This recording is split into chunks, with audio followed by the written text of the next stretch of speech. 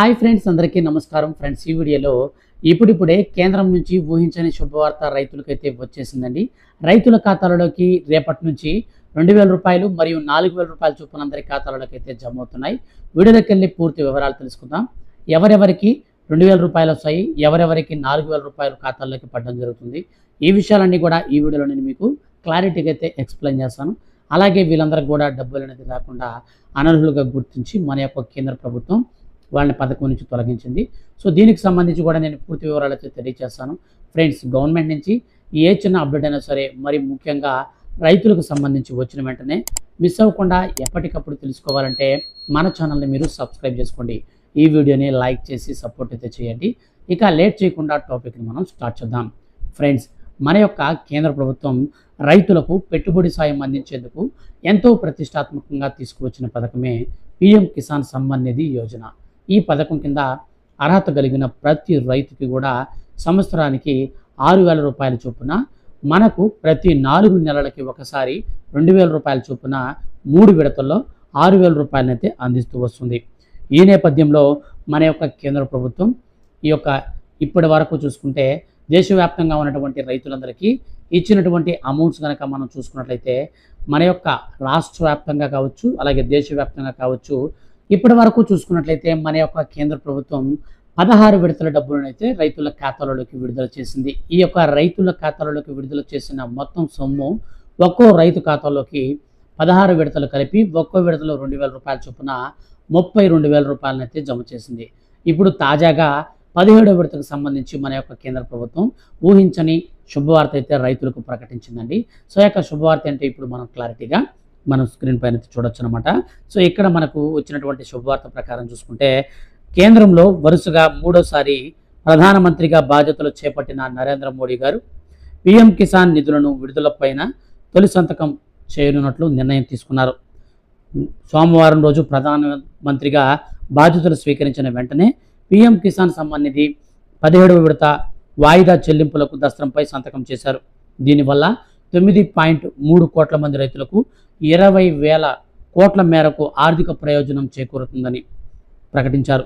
పెట్టుబడి సాయం కింద 3 విడతల్లో 2,000 రూపాయల చొప్పున ఏటా కేంద్ర ప్రభుత్వం ఈ పథకం కింద 6,000 రూపాయలను అందిస్తుంది. ఇప్పటి వరకు 3 లక్షల కోట్ల రూపాయలకు పైగా మొత్తాన్ని కేంద్రం రైతుల ఖాతాలలోకి జమ చేసింది. ఇక 17వ విడతగా కిసాన్ సమ్మాన్ నిధి యోజన పథకానికి సంబంధించి సంతకం కూడా ఆల్రెడీ చేశారు. కాబట్టి మన యొక్క కేంద్ర ప్రభుత్వం అయితే డబ్బులు అయితే మనకు మరో 2-3 రోజుల్లో అయితే విడుదలైతే చేయబోతున్నారు. సో దీనికి సంబంధించిన అర్హుల లిస్ట్ కూడా అయితే మనకు వచ్చేసిందండి. అయితే ఈసారి దాదాపు మనకు 6-7 లక్షల మందికి పైగా రైతులనైతే అనర్హులుగా గుర్తించి వాళ్ళనైతే పథకం నుంచి తొలగించింది కేంద్ర ప్రభుత్వం. సో అందులో మనకు మెయిన్ రీజన్స్ వచ్చేసి ఈకేవైసీ లోపం కారణం అనమాట. సో ఈకేవైసీ చేసుకోవాలని కేంద్ర ప్రభుత్వం చాలా రోజుల నుంచి సూచిస్తూ ఉంది. సో పీఎం కిసాన్ సమ్మాన్ నిధికి ఆధార్ నెంబర్ లింక్ చేసుకోండి అని చెప్తూనే ఉంది. అయినా రైతులైతే ఇంకా చాలామంది ఈ యొక్క ఈకేవైసీ అనేది నమోదు చేసుకోకపోవడంతో మన యొక్క కేంద్ర ప్రభుత్వం 16వ విడత డబ్బులను కూడా ఆపివేసింది. ఎవరైతే ఈ యొక్క పీఎం కిసాన్ సమ్మాన్ నిధి పథకానికి సంబంధించిన 16వ విడత పడకుండా ఈకేవైసీ కారణం నుంచి తాగిపోయి ఉంటుందో అటువంటి వారు కనుక ఈకేవైసీ చేసుకుంటే వాళ్ళకి 16వ విడత ప్లస్ 17వ విడత 2 కలిపి 4,000 రూపాయల వరకు డబ్బులు నేరుగా ఖాతాల్లో అయితే పడతాయి. అలాగే ఎవరికైతే 16వ విడత డబ్బులు పడి ఉంటాయో అటువంటి వారందరికీ 17వ విడత కింద మన యొక్క కేంద్ర ప్రభుత్వం 2,000 రూపాయలు అయితే డబ్బులు విడుదలైతే చేస్తుంది. అయితే ఈ 17వ విడత కావచ్చు, 16వ విడత కావచ్చు, మీ ఖాతాల్లోకి పడాలంటే ఖచ్చితంగా ఈకేవైసీ అయితే చేసుకోవాలి.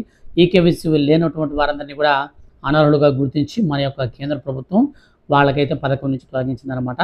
అయితే మన యొక్క కేంద్ర ప్రభుత్వం ఈ యొక్క పీఎం కిసాన్ రూల్స్లో చూసుకుంటే కొన్ని మార్పులు చేర్పులు అయితే చేయబోతున్నారండి.